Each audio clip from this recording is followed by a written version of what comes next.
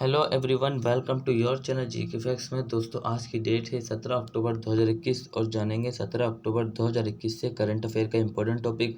दोस्तों, आज का हमारा टॉपिक है भारत को 2022-24 के लिए संयुक्त राष्ट्र मानव अधिकार परिषद के लिए फिर से चुना गया।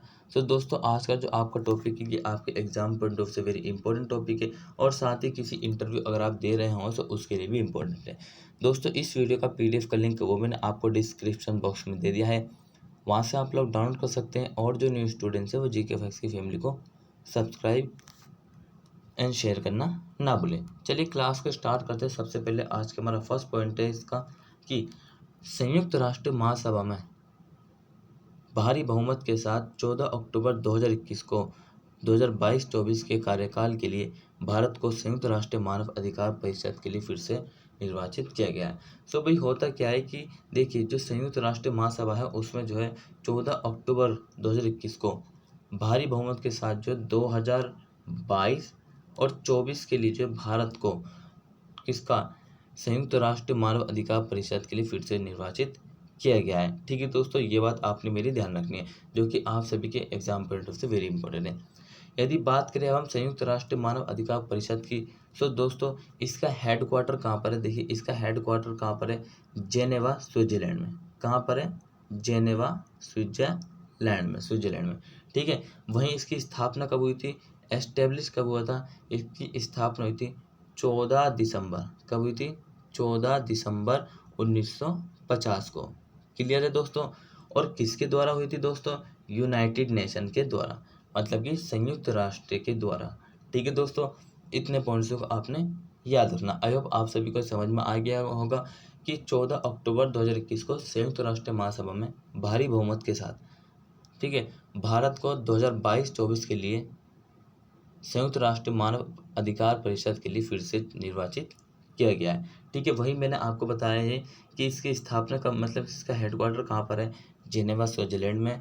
ठीक है, एस्टेब्लिश 14 दिसंबर 1950। हेडक्वार्टर कहाँ पर है इसका? मतलब हेडक्वार्टर मैंने आपको बता दिया जेनेवा, और इसकी स्थापना किसके द्वारा की गई थी? यूनाइटेड नेशन के द्वारा। क्लियर है? चलिए मुख्य बिंदु की बात करें तो देखिए, मुख्य बिंदु क्या है कि नई दिल्ली के दूत ने चुनाव को संविधान में निहित लोकतंत्र, मौलिक अधिकारों और बहुलवाद में भारत की मजबूत जड़ों का मजबूत समर्थन के लिए वर्णित किया है।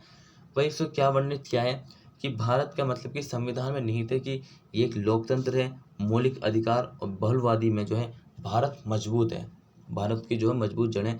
इसीलिए जो दिल्ली के दूत हैं उन्होंने चुनाव को संविधान में निहित किया है।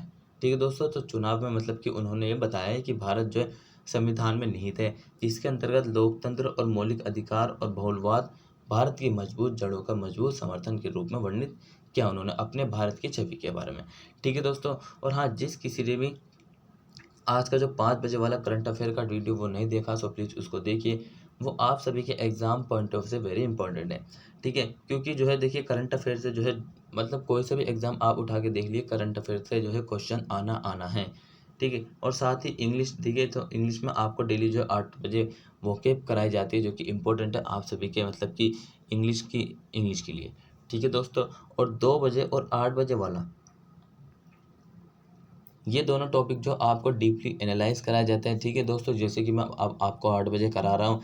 ठीक है, और ये इंपॉर्टेंट है आप सबके एग्जाम्स के लिए, क्योंकि एग्जाम में पूछे जाते हैं क्वेश्चन। ठीक है, और साथ ही जो है इंटरव्यू में भी आपसे क्वेश्चन पूछे जाते हैं करंट अफेयर के। ठीक है दोस्तों, इतनी बात आपने मेरी याद रखनी है। सो नेक्स्ट पॉइंट है कि ये फैसला संयुक्त राष्ट्र महासभा के 76वें सत्र में लिया गया है। ठीक है, कौन सा फैसला? 76वें, कि भारत जो है 2022 और 24 के लिए जो है, ठीक, किसका संयुक्त राष्ट्र मानव अधिकार परिषद के लिए निर्वाचित किया गया। सो ये जो है संयुक्त राष्ट्र महासभा के 76वें सत्र में लिया गया है। क्लियर? संयुक्त राष्ट्र मानव अधिकार परिषद के 18 नए सदस्यों के लिए सभा हुई थी। कितने के लिए हुई थी? 18 नए सदस्यों के लिए जो ये सभा हुई थी संयुक्त राष्ट्र मानव अधिकार परिषद में। सो ये नए सदस्य जनवरी 2022 से शुरू होकर 3 साल की अवधि के लिए काम करेंगे। कितने ईयर्स के लिए करेंगे? 3 ईयर्स के लिए जो है ये 2022 जनवरी से जो है काम करना मतलब कि चालू कर देंगे। ठीक है दोस्तों, ये बात आपने मेरी याद रखनी है। वही नेक्स्ट पॉइंट की बात करें तो देखिए नेक्स्ट पॉइंट है कि भारत का चयन।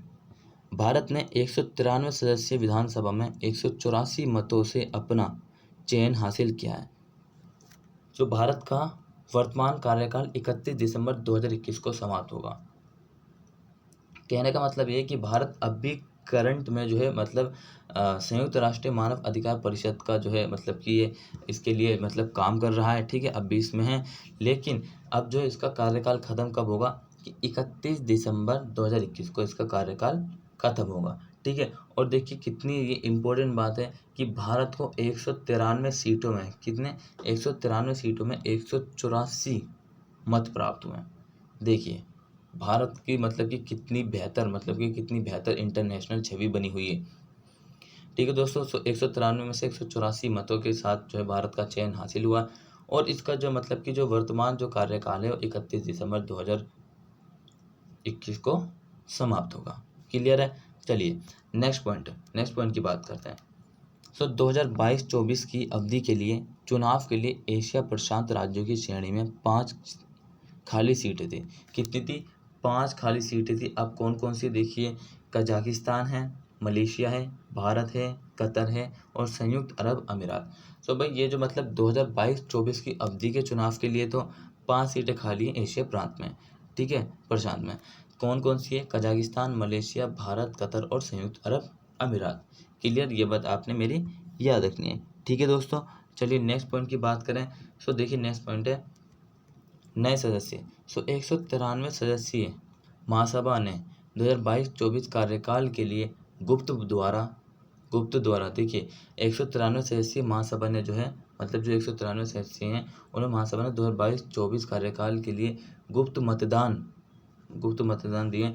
उसके द्वारा Argentina, Cameroon, Benin, Finland, Eritrea, Honduras, Gambia, Lithuania, Bharat, Kazakhstan, Malaysia, Luxembourg, Montenegro, Qatar, Paraguay, UAE, Somalia और अमेरिका को चुना गया है। क्या हुआ है कि 193 जो है गुप्त मतदान हुए हैं, इनके द्वारा जो ये सभी देश जो मैंने आपको बताया है, अर्जेंटीना, कैमरून है, बेनिन है, फिनलैंड है, इरिट्रिया है, होंडुरास है, गाम्बिया, लिथुआनिया है, भारत है, कजाकिस्तान है, मलेशिया है, लग्जमबर्ग है, मोंटेनेग्रो है, कतर है, प्राग्वे है, ठीक है, यूएई है, सोमालिया, अमेरिका है। इनको जो है 193 2022-24 के लिए जो है कार्यकाल के लिए चुना गया है, ठीक है दोस्तों। ये बात आपने मेरी याद रखनी है। चलिए नेक्स्ट पॉइंट की बात करें। नेक्स्ट पॉइंट क्या दिया हुआ है, देखिए सदस्यों के कार्यकाल की अवधि क्या है। इस परिषद के सदस्य 3 साल की अवधि के लिए काम करेंगे। कितने साल की करेंगे? 3 साल की अवधि के लिए काम करेंगे। वे लगातार 2 कार्यकालों के बाद तत्काल पुनर्निर्वाचित के लिए पात्र नहीं होंगे।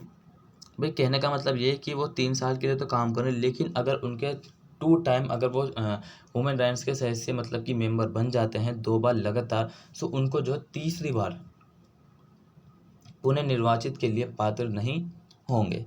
क्लियर दोस्तों, आपने मेरी बात याद रखनी है, ठीक है। कहना क्या चाह रहा है कि 3 साल की अवधि के लिए काम करेंगे, ठीक है, लेकिन जो वो लगातार 2 कार्यकालों के बाद उनको जो है पुनर्निर्वाचित नहीं किया जाएगा, ठीक है। री इलेक्शन नहीं होंगी इमीडिएटली, ठीक है, आफ्टर 2 कंस्ट्रक्टिव टर्म्स।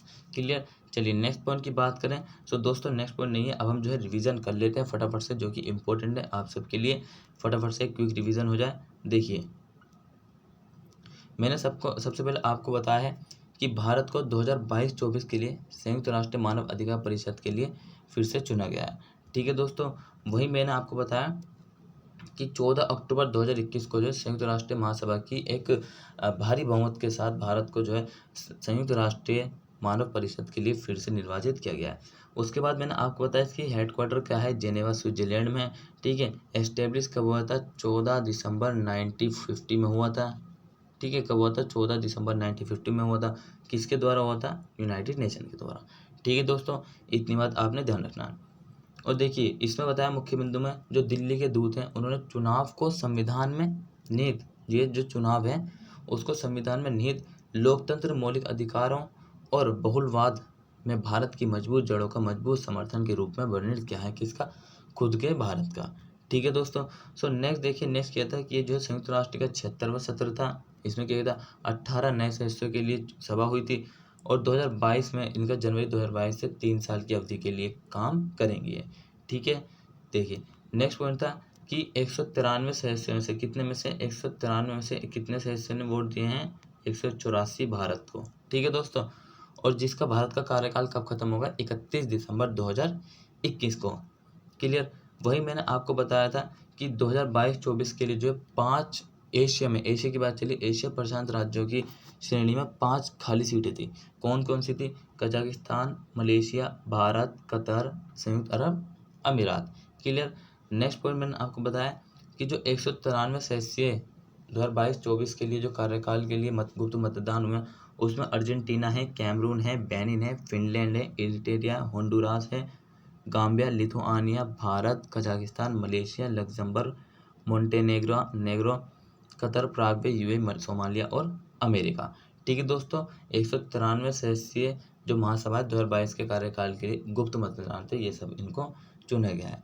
ठीक है, देखिए नेक्स्ट पॉइंट में मैंने आपको बताया कि परिषद की सदस्य जो 3 साल की अवधि होगी उसकी काम करने की, लेकिन जो 2 बार रह चुका है उसको जो है इमीडिएटली री इलेक्टेड नहीं किया जाएगा। ठीक है, क्लियर है दोस्तों, ये बात आपने मेरी याद रखनी है। सो दोस्तों, आज का वीडियो आपका यहीं ख़त्म होता। अगर आपको वीडियो अच्छा लगा सो चैनल को लाइक, चैनल को सब्सक्राइब एंड चैनल को शेयर करना ना भूलें। सो दोस्तों, इसी तरीके से बने रहिए जीके फैक्सी फैमिली में। Till then take care, all the best, have a nice day, thank you for watching this video all of you.